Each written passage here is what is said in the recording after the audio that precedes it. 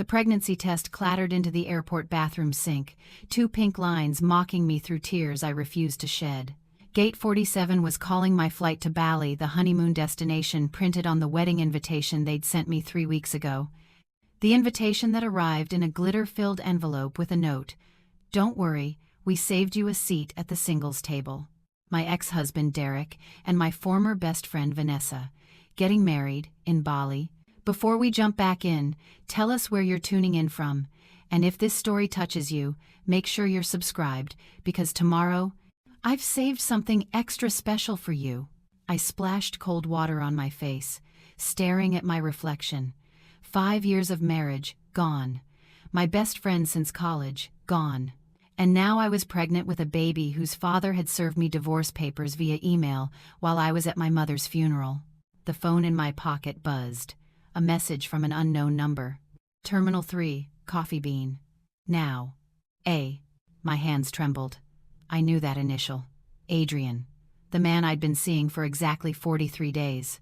The man who'd appeared in my life like some kind of beautiful disaster right after the divorce papers arrived. The man who'd held me through panic attacks and never once asked for anything in return. The man I'd lied to about everything. I'd told him I was a freelance photographer traveling for work. That I was divorced, yes, but that it was amicable. That I was flying to Bali for a solo healing retreat. What I hadn't told him was that I was flying to Bali to watch my ex-husband marry my ex-best friend from a distance, like some kind of masochistic spectator sport. That I'd bought a ticket using my maiden name and booked a hotel 3 blocks from their resort just to, what, torture myself? The bathroom door swung open, and a woman rushed in, apologizing as she bumped past me. I grabbed the pregnancy test, wrapped it in paper towels, and shoved it deep into the trash. There would be time to process this later. Right now, I had a mysterious coffee meeting. Adrian was sitting at a corner table, 2 untouched lattes growing cold in front of him. He wasn't dressed in his usual casual-style jeans and a leather jacket that made him look like he belonged in a cologne commercial. Today, he wore a crisp uniform, dark navy blue with official patches I couldn't quite make out from the entrance. My stomach dropped. He looked up as I approached, his jade-green eyes unreadable. "Sit down, Natalie." I sat, my legs suddenly unreliable. "What's going on? Why are you dressed like an Indonesian immigration officer?" He slid one of the lattes toward me. "Because that's what I am." "Well, technically, I'm a senior enforcement agent for Indonesia's immigration department, specializing in visa fraud and document forgery." The airport noise faded to white static. "I don't understand. You told me you were going to Bali for a photography retreat. Solo healing journey, you said." He pulled out a tablet, tapping it to life. "But you're not a photographer, are you, Natalie? Or should I call you Doctor?" "Natalie Harper, head of cardiac surgery at Mount Sinai Medical Center." My mouth went dry. "How did you—" "It's literally my job to investigate people entering Indonesia." He turned the tablet toward me. My entire life was displayed in neat, official documents, medical license, hospital credentials, property records showing the brownstone in Brooklyn Heights I'd bought 3 years ago, bank statements that revealed I wasn't some struggling freelancer, but a surgeon who earned more in a month than most people earned in a year. And there, at the bottom of the screen, were the divorce papers. The real ones, showing that my divorce from Derek Whitmore had been finalized exactly 67 days ago, far from amicable, contested, brutal, and expensive. "Why?" I whispered. "Why did you investigate me?" Adrian leaned back, his expression softening slightly. "Because 45 days ago, a man named Derek Whitmore applied for a special marriage visa to Indonesia. He was marrying a woman named Vanessa Rodriguez. They wanted to have their wedding at a luxury resort in Seminyak, followed by a 3-week honeymoon." He swiped to another screen. There they were.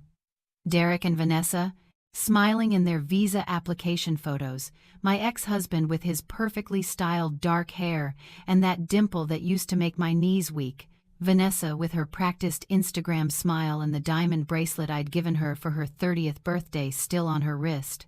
"Standard application. Nothing unusual," Adrian continued. Except when I ran Derek's background check, I found something interesting. He'd been married before, to a Dr. Natalie Harper. Divorce finalized less than 3 months ago. And when I dug deeper, I found something even more interesting. He pulled out a physical folder from his bag, sliding it across the table. Inside were printouts of bank transfers, property records, and legal documents I'd never seen before. "Your ex-husband," Adrian said quietly, "has been systematically stealing from you for the past 2 years. He emptied your joint investment account, the one you thought had $340,000 in it. He withdrew it 18 months ago and transferred it to an offshore account in the Cayman Islands. That brownstone you think is in both your names? He forged documents to transfer the deed entirely to himself 6 months before filing for divorce. The life insurance policy on you? He increased it to $5 million and made sure the divorce papers wouldn't finalize until after your mother's funeral, when you were too grief-stricken to notice the details." My hands shook as I flipped through the documents. This couldn't be real. Derek was selfish, yes. He'd had an affair with my best friend, yes. But this was criminal. "There's more," Adrian said, his voice dropping even lower. "Vanessa isn't just your ex-best friend. She's a known con artist. Real name, Vanessa Cordero. She's wanted in 3 states for marriage fraud, identity theft, and embezzlement. She targets wealthy, recently divorced men and bleeds them dry before disappearing." I looked up at him, my mind reeling. "But Derek isn't wealthy. I'm the one who—" And then it hit me. "He's using my money. The money he stole. He's going to give it to her, and she's going to disappear with it." "Exactly." Adrian closed the folder. "And here's where it gets interesting. The wedding invitation they sent you? That wasn't just cruel. It was strategic. They wanted you to know about the wedding, wanted you to be hurt and angry, but they never expected you to actually show up. The invitation was their alibi. We even invited his ex-wife. We have nothing to hide." "But I am showing up," I said slowly. "I bought a ticket. I'm on the same flight as them." "I know." Adrian smiled, and it wasn't a kind smile, it was calculating. "Dangerous. Flight 847 to Ngurah Rai International Airport, departing in 45 minutes. Derek and Vanessa are in first class. You're in economy, row 32. You used your maiden name, Harper, and paid cash for the ticket. You've been watching me this whole time. It wasn't a question. I've been building a case," he corrected. "Vanessa has slipped through our fingers 3 times. She's good at disappearing. But this time, she's walking into my jurisdiction. And your ex-husband? He's carrying stolen money across international borders. That's federal and international crime." I sat back, trying to process everything. 43 days. I'd known this man for 43 days, and he'd been investigating my ex-husband the entire time. "So what was I?" I asked, hating how my voice cracked. "Was I just part of your case? Some convenient source of information?" Adrian's jaw tightened. "That's what it was supposed to be. When I found out Derek's ex-wife was a cardiac surgeon who worked insane hours and had just lost her mother, I thought you'd be an easy target. I'd bump into you, get you talking, learn about Derek's habits and patterns. Simple intelligence gathering." "But," I prompted. "But you weren't what I expected." He ran a hand through his dark hair, frustration evident. "You were supposed to be some bitter ex-wife, easy to read, easy to manipulate. Instead, you were this brilliant, broken woman who cried over her dead mother's recipe cards and worked 70-hour weeks, saving lives, and still somehow found the energy to be kind to everyone around her. You weren't part of the plan, Natalie. You were never part of the plan. Am I supposed to be flattered?" I asked coldly. "No." He met my eyes. "You're supposed to be angry. You should hate me, but before you do, you need to hear the rest." I crossed my arms. "I'm listening." The wedding invitation wasn't just cruel, it was illegal. In Indonesia, it's a crime to harass or psychologically torment someone across international boundaries. That invitation, combined with the note they sent, constitutes criminal harassment. I have the evidence. I have their fingerprints on the envelope. I have everything I need to make sure they never leave Indonesia. My heart hammered in my chest. What are you saying? Preparing and narrating this story took us a lot of time, so if you are enjoying it, like this video, it means a lot to us. Now, back to the story. I'm saying that in approximately 6 hours, Derek and Vanessa will land in Bali. They'll go through customs, where I will be the officer processing their entry, and I will have some very specific questions about their financial situation, their marriage license, and why they thought it would be funny to send a harassment letter to a U.S. citizen. You're going to arrest them? I asked. I'm going to detain them for questioning. How long that questioning lasts depends on what I find during the inspection, and what I find depends on what information I have access to. He leaned forward. You're a victim of financial fraud, Natalie. You have every right to report this crime. And if you do, if you give me permission to access your financial records and file a formal complaint, I can make sure they don't enjoy a single day of that honeymoon.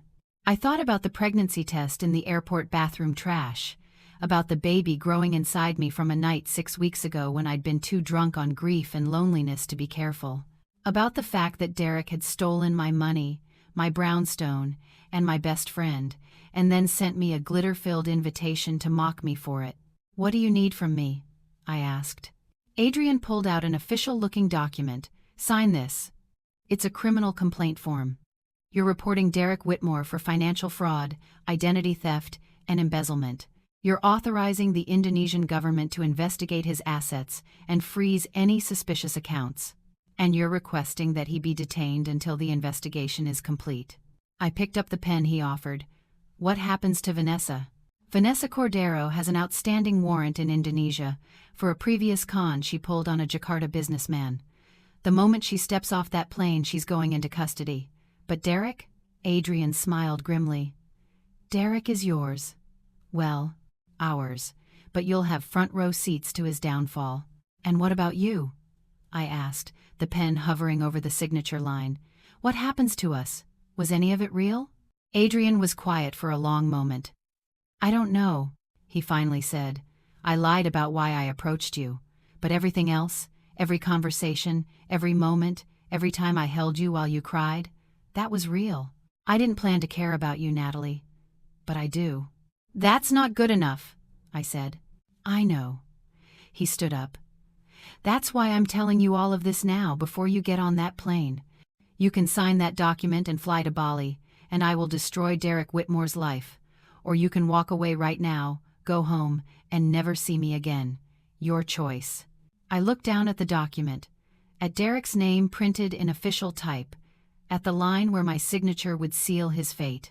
There's something you should know, I said quietly. I'm pregnant. Adrian sat back down, slowly. Derek's? No. I met his eyes. Yours. The airport announcement system crackled to life, calling for final boarding for Flight 847 to Bali. I found out 20 minutes ago, I continued. I don't know what I'm going to do about it. I don't know if I'm keeping it. I don't know anything except that for the past 2 years, I've been living in a lie. Derek lied. Vanessa lied. And you lied. So right now, the only person I can trust is myself. I signed the document with a flourish and pushed it back across the table.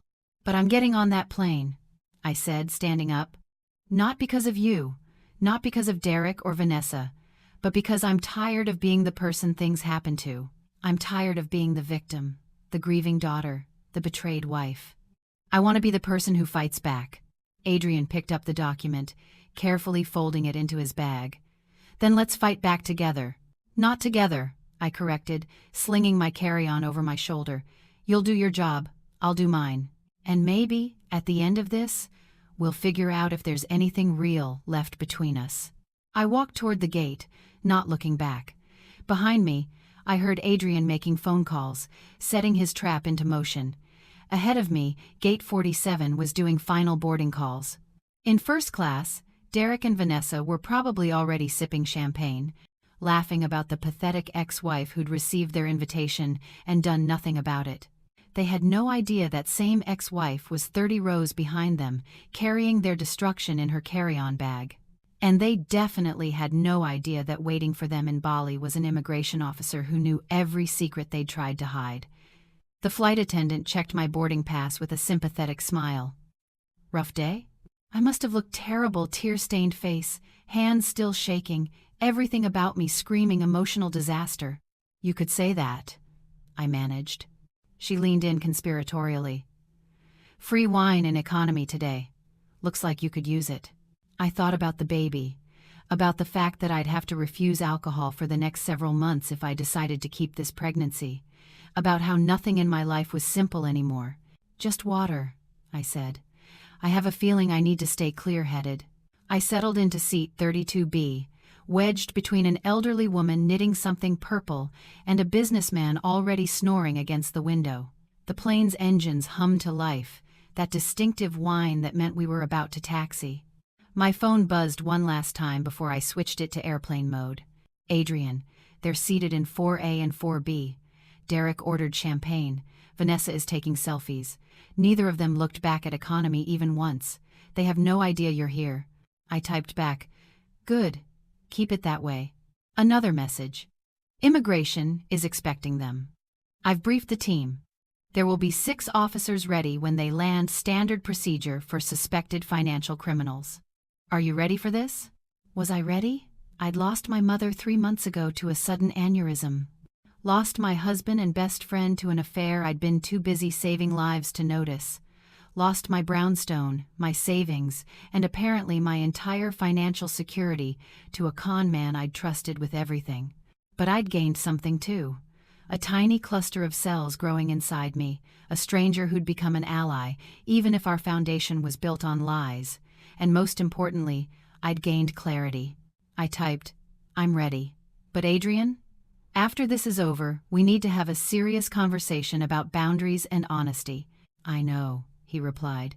I'll be waiting at customs. Don't let them see you. The plane pushed back from the gate. Through the small window, I could see the New York skyline fading into the distance. Somewhere in this metal tube, Derek was probably showing Vanessa the photos of the villa they'd booked with my stolen money. Probably planning the future they'd build on my shattered past. The elderly woman next to me set down her knitting. First time to Bali? Yes, I said. Business trip. What kind of business? I smiled, and it felt dangerous. Settling some old accounts. She laughed, thinking I was joking, and went back to her knitting. I leaned back and closed my eyes, trying to calm my racing mind. 7 hours to Bali. 7 hours to plan exactly what I would say when I saw Derek's face as he was detained. 7 hours to decide if I was strong enough to watch everything burn down without burning myself in the process. My phone buzzed one last time before the signal died completely. Adrian, one more thing. The hotel you booked? The one 3 blocks from their resort? I moved your reservation. You're now in the presidential suite at the same resort, 2 floors above them. I figured you'd want a good view. I smiled despite everything. Maybe Adrian and I had started with lies, but at least now he understood what I needed. I needed to watch Derek Whitmore's world fall apart from the best seat in the house. The plane leveled off at cruising altitude, and the seatbelt sign dinged off. Around me, passengers settled into their long flight routines, movies, books, sleep. I pulled out my laptop, connecting to the in-flight Wi-Fi despite the ridiculous cost. I had 7 hours to prepare. 7 hours to gather every piece of evidence I had on Derek, every bank statement, every property document, every email where he'd lied about our investments. But first, I opened my encrypted messages, the ones I used for hospital emergencies. There was one person I needed to contact before we landed. One person who'd been in my corner since medical school and who I'd been too proud to call when everything fell apart. Rachel. I typed to my old roommate who was now a federal prosecutor in Manhattan. I need your help, and I need you to not ask questions until I land in Bali, but I'm about to blow open a financial fraud case, and I need to make sure every single piece of evidence is admissible in U.S. court. The response came surprisingly fast. Nat? Is this about Derek? I heard about the divorce. Where are you? Currently at 35,000 feet, heading to my ex-husband's wedding to watch him get arrested. Long story. Can you help? There was a long pause. Then, I'm listening. Tell me everything. So I did. I spent the next 2 hours typing out everything Adrian had told me, every document he'd shown me, every piece of evidence of Derek's systematic theft. Rachel responded with legal questions, asking me to clarify dates and amounts, making sure we had a solid case. "Nat," she finally wrote, "this is bigger than I thought. Derek didn't just steal from you.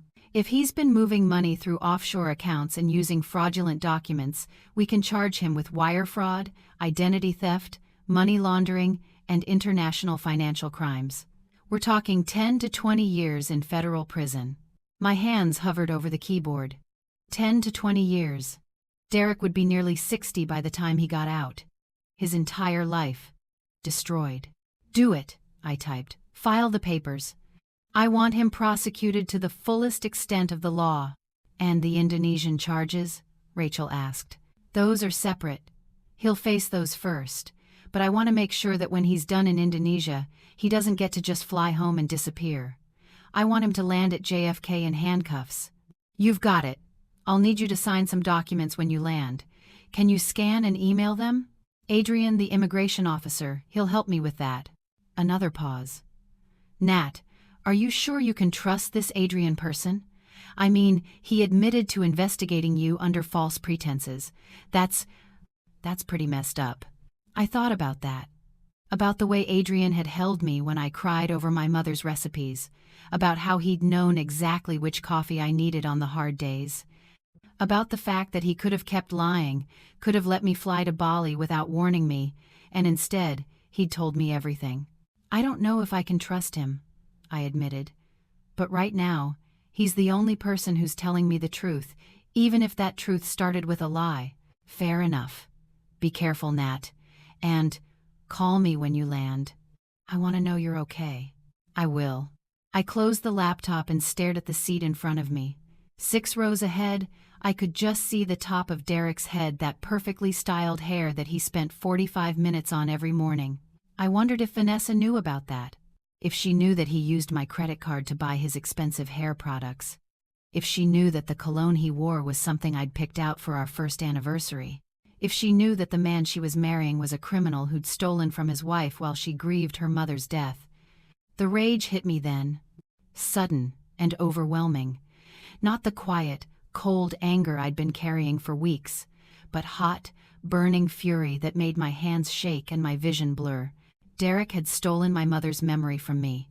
He'd taken the money I'd been saving to donate to cardiac research in her name and spent it on... What? This wedding? This honeymoon?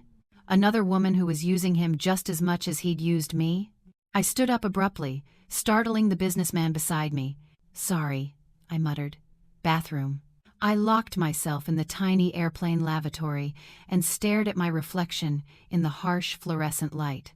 My skin was pale, dark circles under my eyes from too many nights, working double shifts to avoid going home to an empty apartment. My hair was pulled back in a messy bun that had seen better days. I looked exhausted, defeated. I looked like a victim. I splashed cold water on my face, then carefully reapplied my makeup.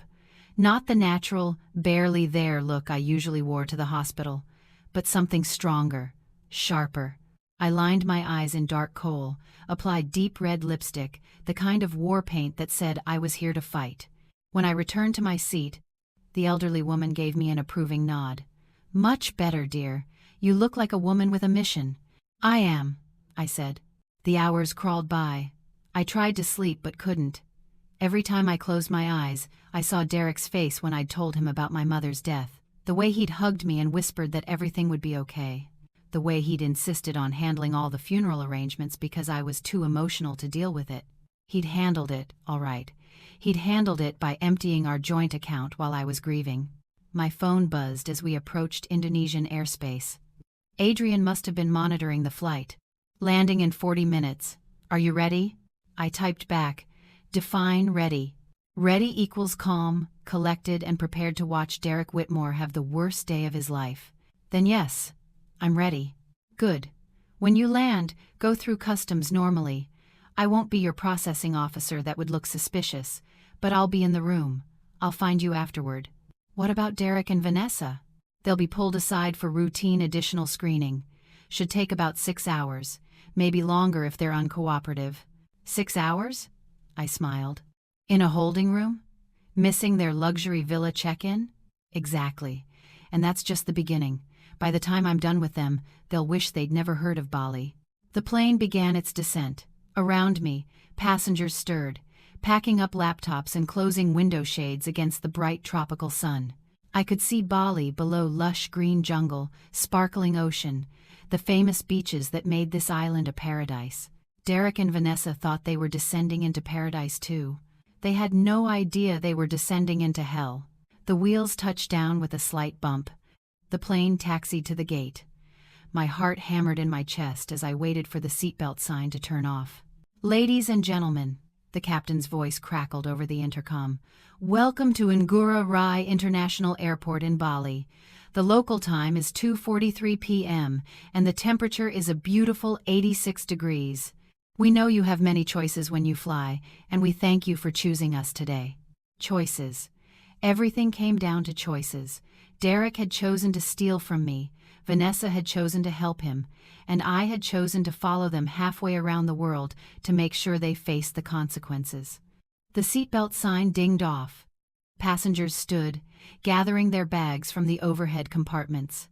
I stayed seated, watching as Derek and Vanessa emerged from first class. They looked perfect. Derek in his expensive linen shirt and designer sunglasses, Vanessa in a white sundress that probably cost more than my plane ticket.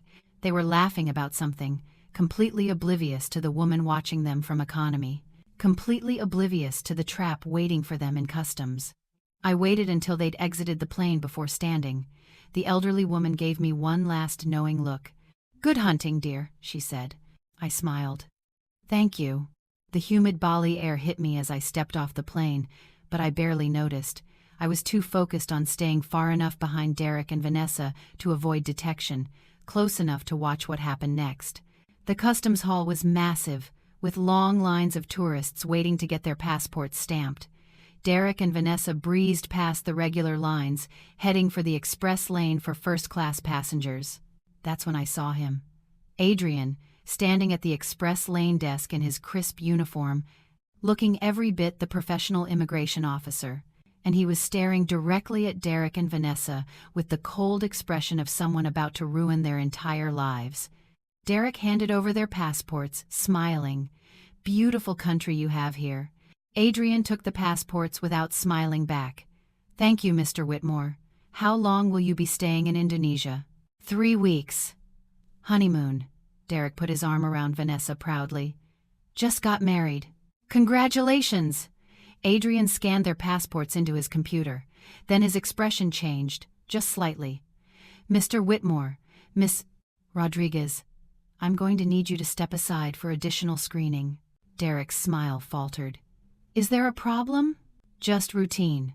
Please step through the door on your right." "But our bags will be held for you." "Please step through the door, sir." I watched as 2 more officers appeared, politely but firmly directing Derek and Vanessa away from the main customs area. Vanessa looked back at the crowd, confusion written across her face. Derek was arguing with one of the officers, his voice rising. Then Adrian caught my eye across the customs hall. He gave me the slightest nod. "Your turn." I walked up to a different customs officer, a young woman with kind eyes. She stamped my passport without issue, welcoming me to Indonesia with a warm smile.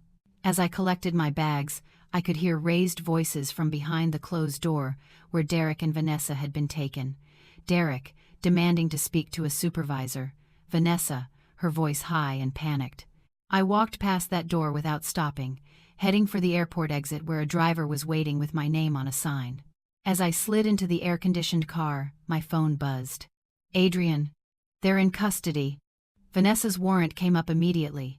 "Derek is claiming ignorance about everything. It's not going well for him." Me, "How long will you hold them?"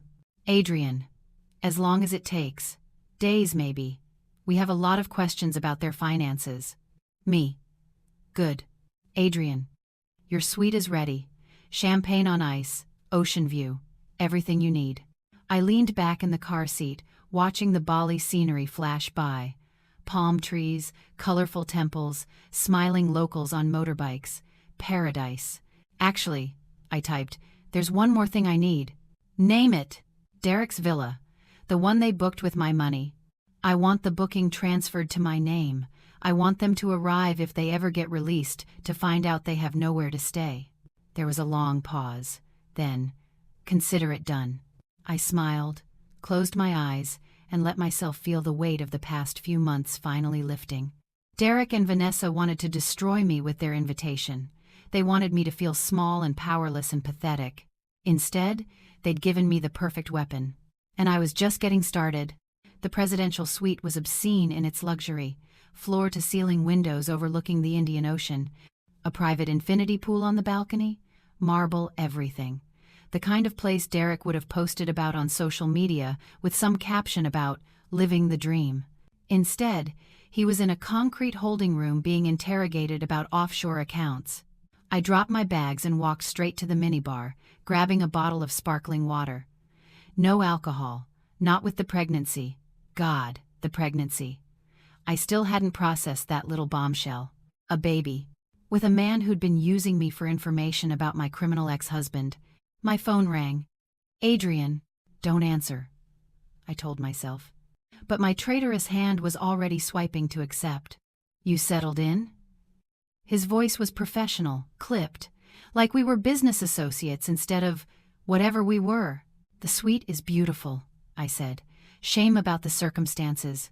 Derek and Vanessa are being less cooperative than I'd hoped. Derek keeps demanding to call the U.S. Embassy. Vanessa went completely silent the moment we brought up the Jakarta warrant. I walked onto the balcony, the warm Bali breeze immediately plastering my clothes to my skin.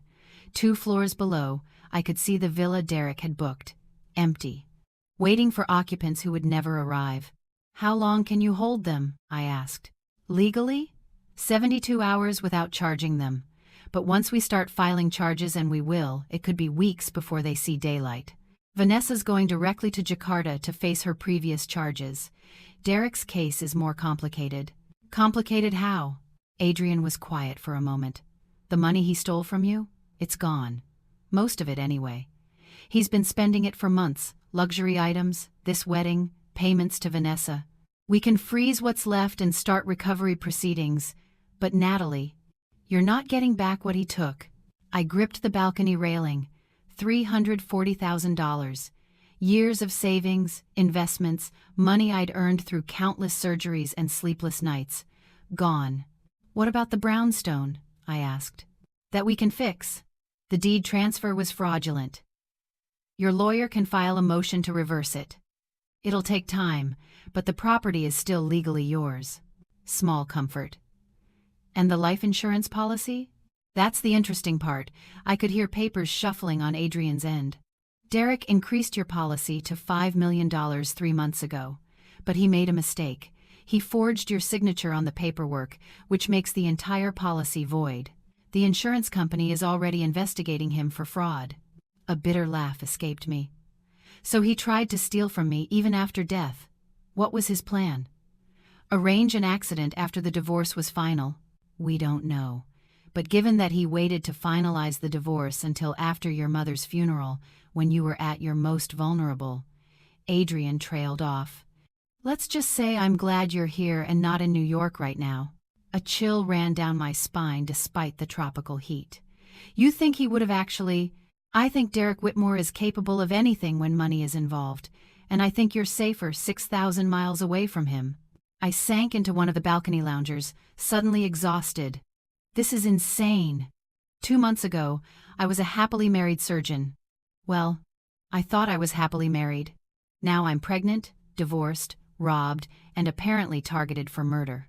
You're also the bravest person I know, Adrian said quietly. You got on that plane knowing you'd face them, knowing it would hurt. That takes courage. Or stupidity. Sometimes they're the same thing. He paused. Natalie, about the pregnancy. Don't, I cut him off. I can't talk about that right now. One crisis at a time. Fair enough.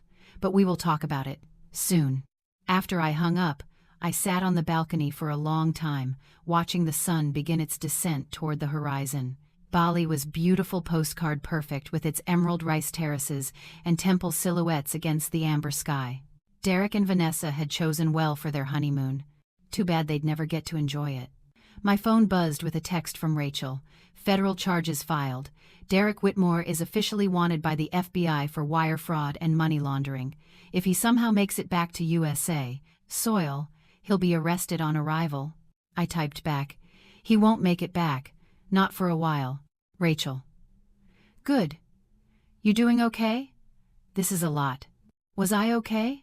I was pregnant with an immigration officer's baby, watching my ex-husband get arrested for stealing my money to marry a con artist who sent me a mocking wedding invitation. Okay, seemed like a distant concept. "I'm managing," I replied, "taking it 1 hour at a time." Rachel: "That's all you can do. Call me if you need anything. And Nat, I'm proud of you. What you're doing takes guts." I closed my eyes, letting the warm breeze wash over me. Somewhere in this resort, there were happy couples celebrating their honeymoons, sipping cocktails by the pool, making love in ocean view suites, living the fantasy that Derek and Vanessa had planned. A knock at my door interrupted my thoughts. I wasn't expecting anyone. Through the peephole, I saw a hotel employee holding a covered tray. I opened the door cautiously. "Complimentary dinner, Dr. Harper," the young woman said with a bright smile. "From the resort manager. He heard about your situation and wanted to ensure your comfort." My situation. Word traveled fast. "Thank you," I said, taking the tray. She leaned in conspiratorially. "The man and woman who were supposed to be in the villa? Everyone's talking about it. The staff is very happy they were detained. They were rude when they checked in last month to view the property." "Last month?" I set the tray down. "They were here before?" "Oh yes." They spent 3 days inspecting the villa, making demands, treating the staff terribly. The man complained about everything. The woman tried to negotiate a discount by claiming she was a social media influencer. The employee rolled her eyes. "We were not looking forward to their 3-week stay." I filed that information away. "Did they meet with anyone while they were here? Any business meetings?" The young woman thought for a moment. "Now that you mention it, yes. There was a man, European, I think, German or Swiss. He met with them at the beach bar. They seemed to be discussing something serious. The bartender said they were arguing about money." My mind raced. Another player in Derek and Vanessa's scheme? "Do you remember anything else about this man?" "He was very well dressed, expensive watch, designer clothes. He left in a private car." She smiled apologetically. "I'm sorry, I don't remember more. But if you want, I can ask around the staff." "That would be helpful, thank you." I pulled out some cash for a tip, but she waved it away.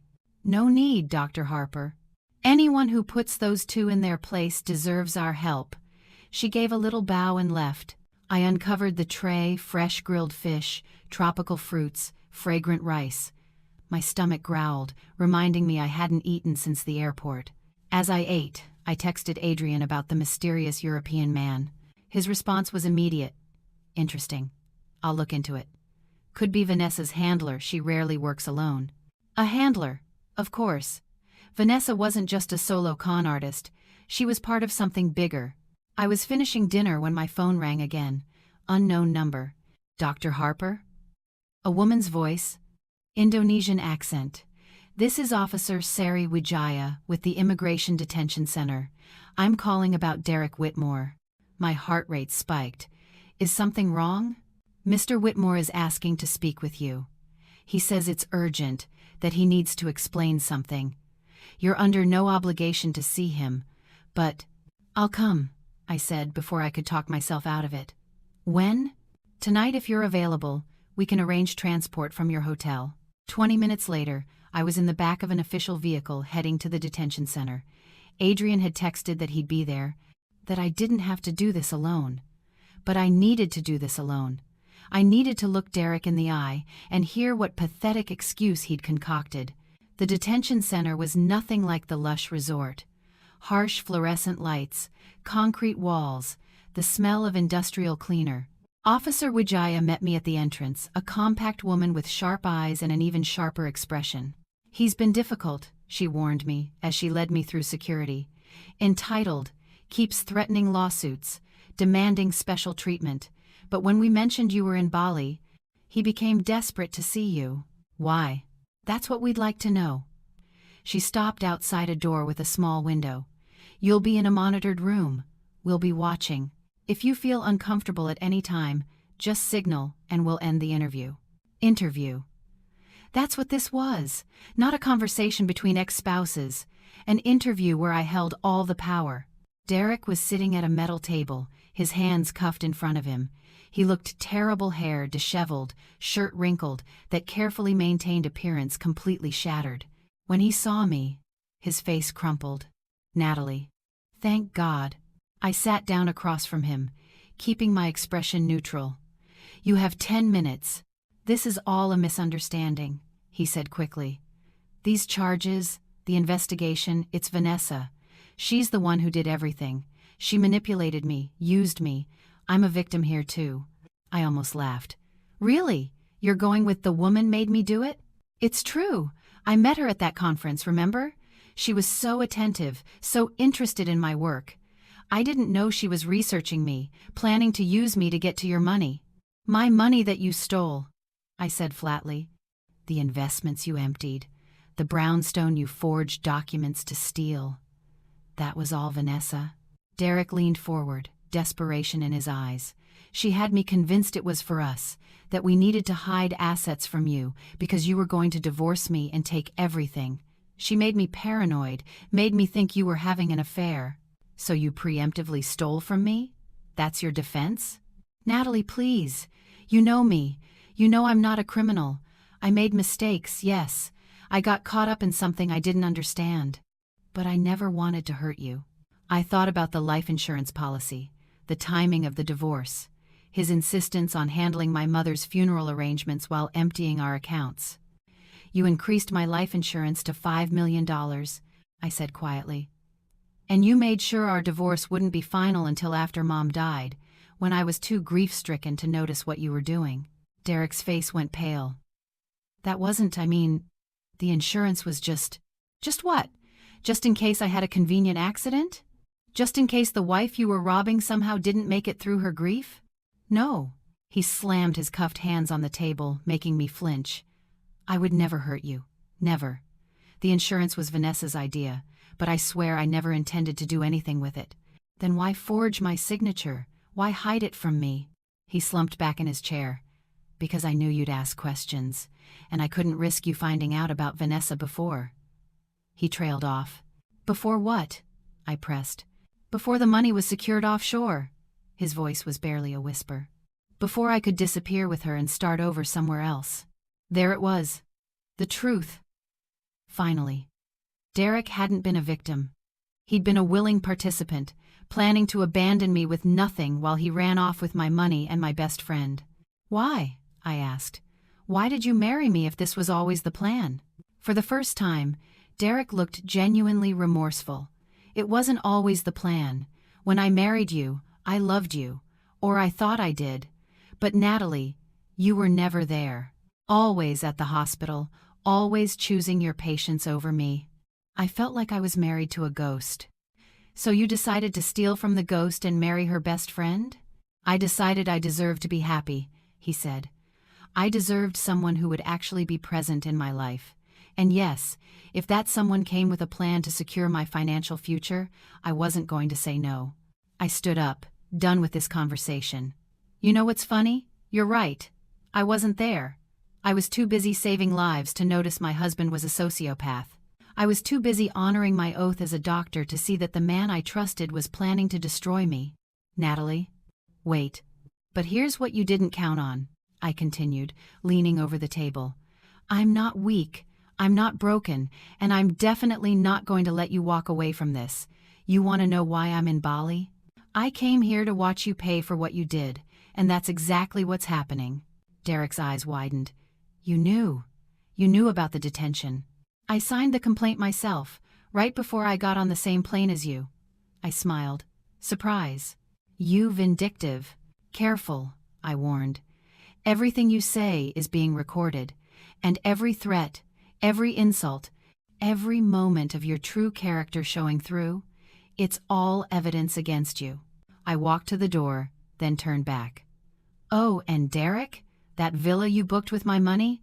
I'm staying in it. Well, technically I'm in the presidential suite 2 floors up. Better view. But your villa is empty, waiting for a honeymoon couple who will never arrive. I thought you'd want to know. His face turned red with rage, but before he could respond, I was out the door. Officer Wijaya was waiting in the hallway, a slight smile on her face. That was well done, Doctor. Harper, did you get what you needed?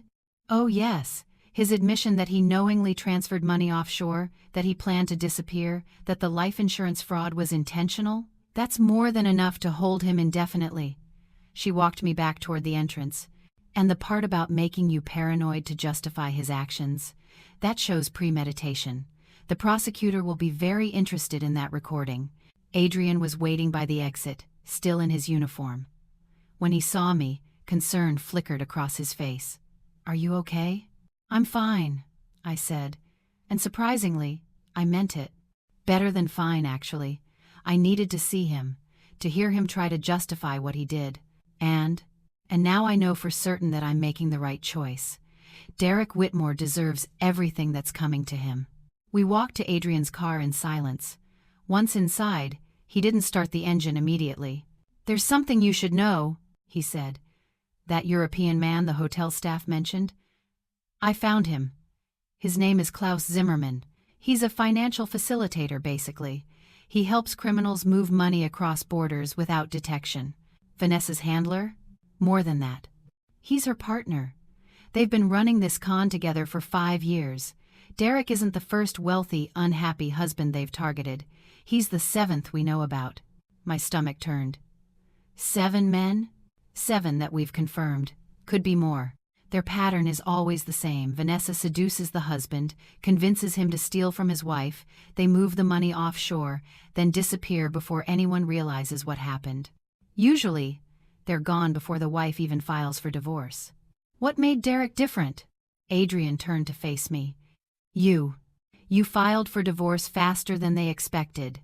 And you had resources, your medical career, your own money, connections.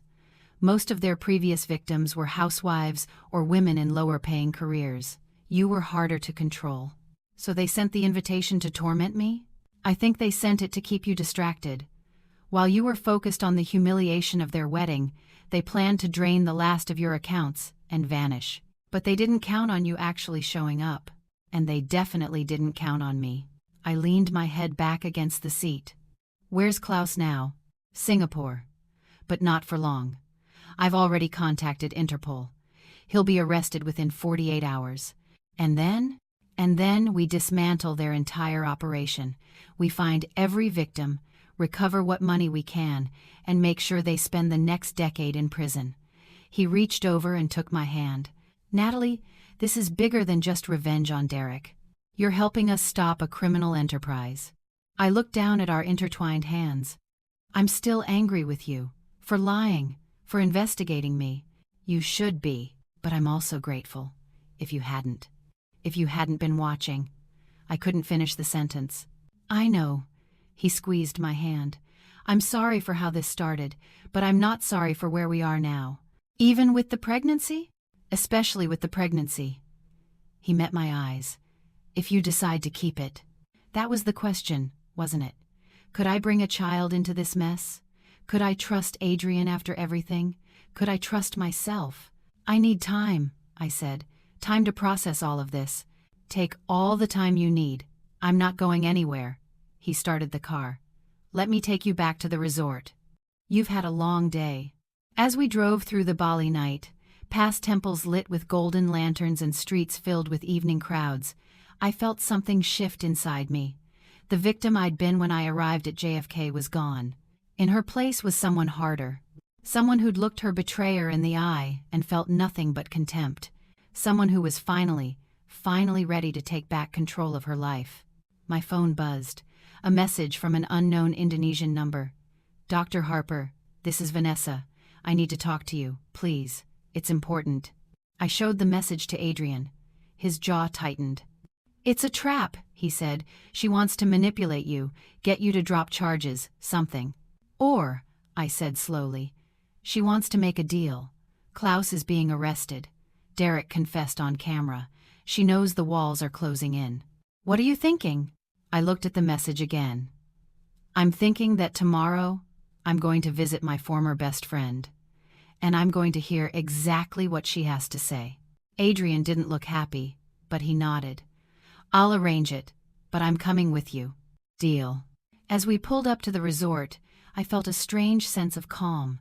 Tomorrow would bring new revelations, new confrontations. But tonight, I would sleep in luxury while my enemies rotted in cells. Tonight, I would rest, because tomorrow, the real revenge began. Up next, you've got 2 more standout stories right on your screen. If this one hit the mark, you won't want to pass these up. Just click and check them out. And don't forget to like, subscribe, and turn on the notification bell so you don't miss any upload from us.